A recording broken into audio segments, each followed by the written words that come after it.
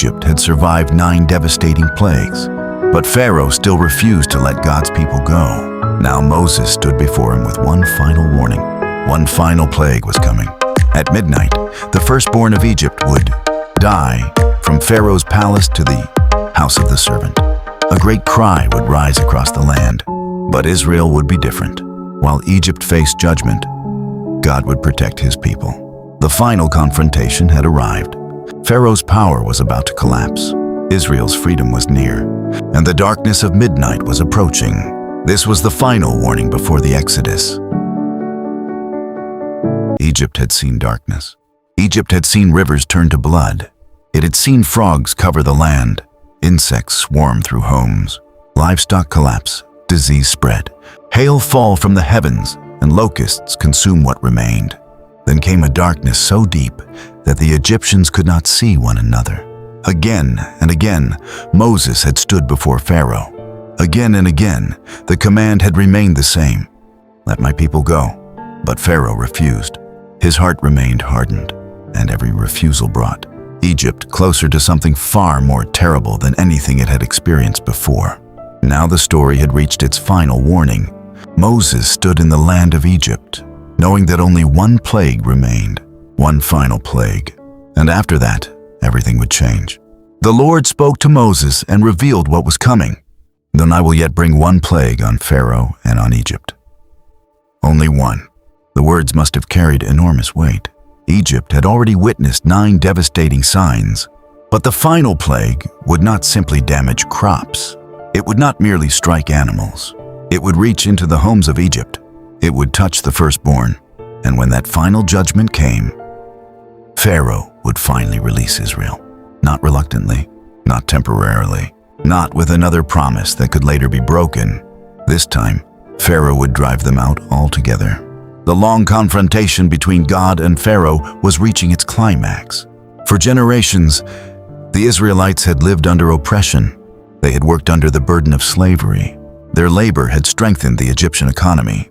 Their lives had been controlled by the power of Pharaoh. But now God was preparing to bring his people out. The Exodus was no longer a distant promise. It was approaching, and Moses knew it. The Lord instructed him to speak to the people. The Israelites were to ask their Egyptian neighbors for articles of silver and jewels of gold. At first, this might seem surprising. Why would Egyptians willingly give valuable possessions to Hebrew slaves? But the text tells us something important. The Lord gave the people favor in the sight of the Egyptians.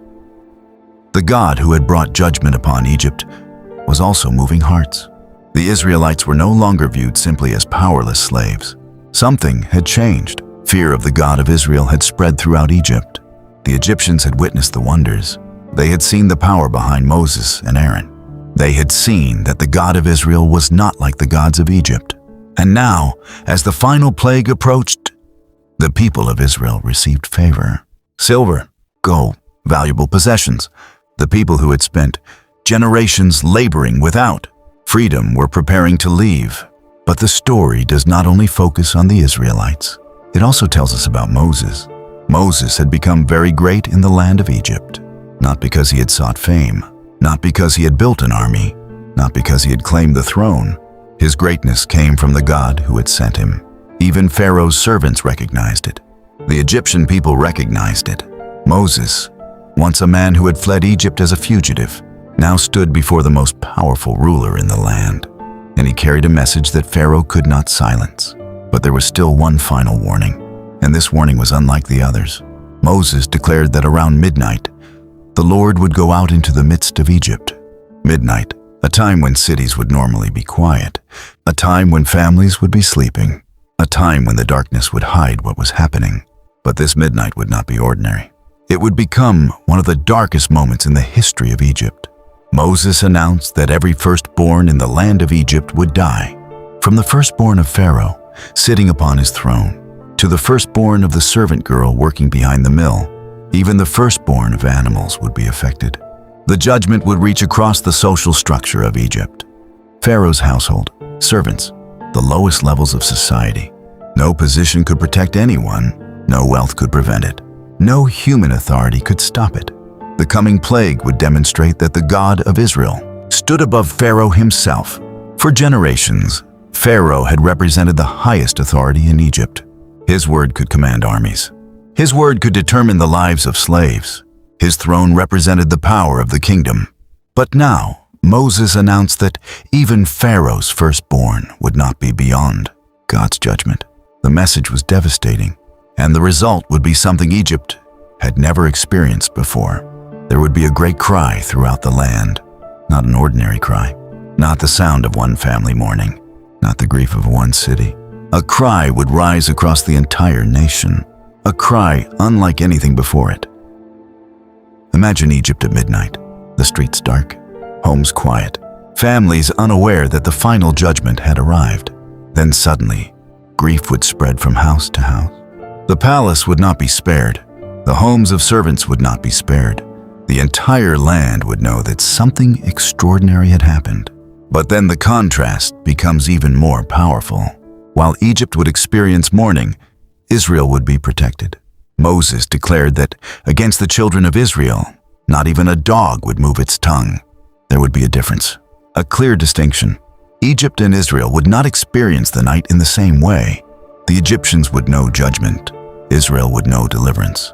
This distinction was central to the story. The plagues were not random disasters. They were signs. They revealed the power of the God of Israel. They demonstrated that the Lord was sovereign, and they were moving toward the liberation of his people. For Pharaoh, however, the warning was still not enough. Moses declared that Pharaoh's own servants would eventually come to him.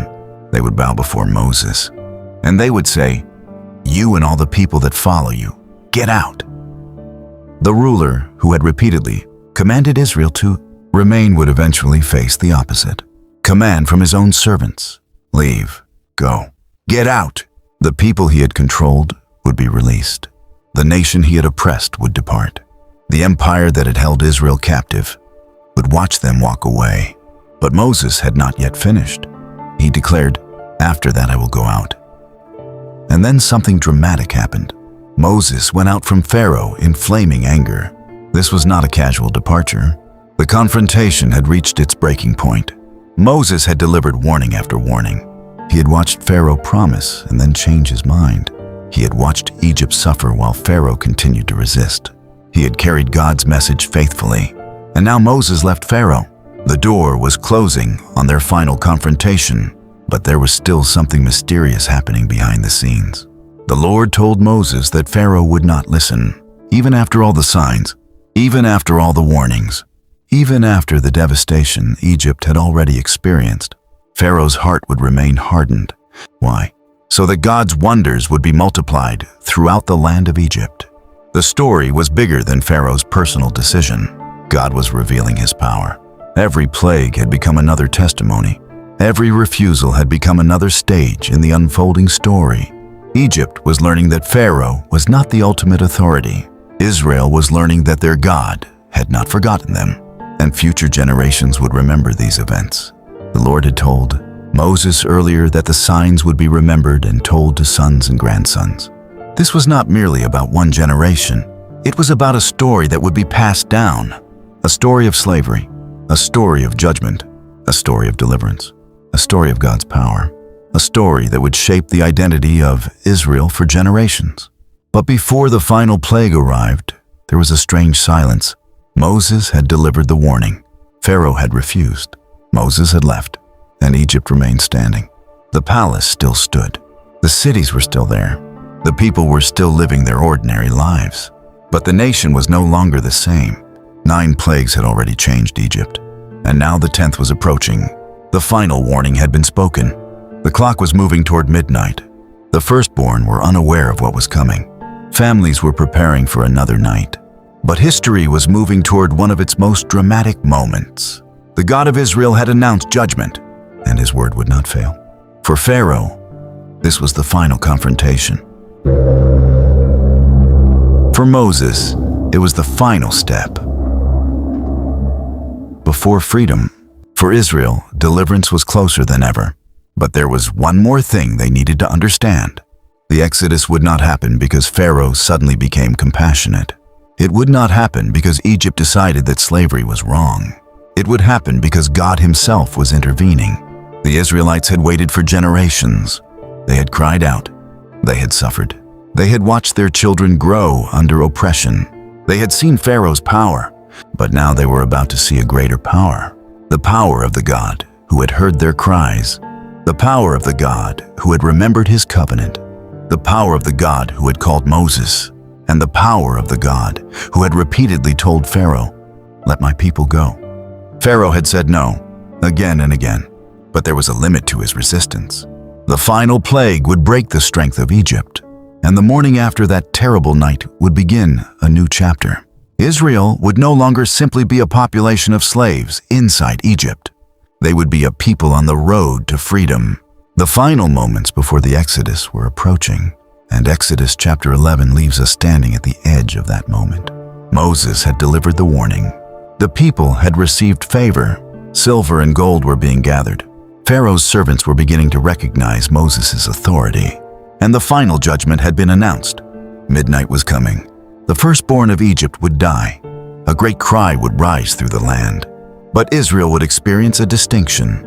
The Lord would show that he knew the difference between Egypt and his people, and Pharaoh would finally be forced to confront what he had resisted for so long. The God of Israel was greater than Pharaoh, greater than Egypt, greater than every Egyptian power, and greater than every human attempt to resist his command. Yet Exodus 11 does not end with freedom. It ends with anticipation. The plague has been announced, but the night has not yet arrived. The door of the story is still closed. The final judgment is waiting, and beyond that judgment is deliverance. The next chapter will reveal how the Israelites were instructed to prepare a lamb, a household, blood, a meal, a night of watching, and a command that would become one of the most important moments in Israel's history. But for now, Moses stands at the end of his confrontation with Pharaoh. Egypt stands under the shadow of midnight. Israel stands on the threshold of freedom. And Pharaoh, despite everything he has seen, still refuses to surrender. The final warning has been spoken. The final plague is coming. And when midnight arrives, Egypt will never be the same again. The story of Exodus is about to enter its most dramatic moment. The cries of Egypt will rise. The people of Israel will prepare to leave. And the God who called Moses from the beginning will finally begin to bring his people out of the house of bondage. The night is coming. The judgment has been announced. The promise is still standing. And freedom is only one step away. But before that night arrives, the weight of everything that has happened must be understood. Egypt had seen the power of God. Pharaoh had witnessed sign after sign. The Nile had changed. The land had been struck. The heavens had responded. Darkness had covered Egypt. Yet Pharaoh continued to resist. His refusal had brought the nation to this final moment.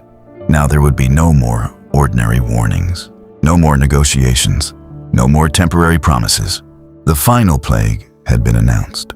Midnight was approaching, and the firstborn of Egypt stood at the center of the coming judgment. From the palace to the humblest home, Egypt would experience the consequences of Pharaoh's defiance. But Israel would not face the night in the same way. There would be a distinction. There would be protection. There would be deliverance. And soon, the people who had lived as slaves would begin the journey toward freedom. The story that began with suffering would move toward a departure. The people who had cried out would finally see the beginning of God's answer. The God who remembered his covenant was now bringing his promise toward fulfillment. Moses had done what he had been commanded to do. He had stood before Pharaoh. He had spoken God's word. He had warned Egypt, and now he had walked away. The confrontation was over, but the consequences were about to begin. Egypt was silent. The palace remained standing. The cities remained filled with people. Families prepared for the coming night. Yet something had changed. The final warning had been spoken. The judgment had been announced, and God's word was moving toward fulfillment. For centuries, Israel had waited. For generations, they had lived under Egyptian control. But now the moment of departure was near. The Exodus was no longer only a promise. It was becoming reality. The night would come. The firstborn would fall. The cry would rise throughout Egypt. And afterward, Pharaoh would finally release the people, not because he had become compassionate, not because he had willingly surrendered his power, but because the God of Israel had intervened. The God who had called Moses the God who had heard Israel's cries, the God who had remembered his covenant, the God who had confronted Pharaoh, the God who had revealed his power through the plagues. He would now bring his people toward freedom, and this is where Exodus 11 leaves us. At the edge of midnight, at the edge of judgment, at the edge of deliverance, the final warning has been given. The final plague is approaching, and beyond the darkness waits a new beginning. But before Israel can walk out of Egypt, they must prepare. Before freedom comes, there will be a night unlike any other. A lamb will be chosen, a household will gather, blood will mark the doorway, a meal will be prepared, and families will wait. The next chapter will reveal the instructions that will protect Israel through that terrible night. The story is moving toward Passover. The story is moving toward the Exodus. The story is moving toward freedom. And as the darkness closes over Egypt, midnight is almost here. The final warning has been spoken. Midnight is coming. Egypt stands under the shadow of judgment, while Israel stands on the threshold of freedom. But the story does not end here. In the next chapter, Exodus 12, the night of Passover will begin. A lamb will be chosen. Blood will mark the doorposts. And God will finally lead his people out of Egypt.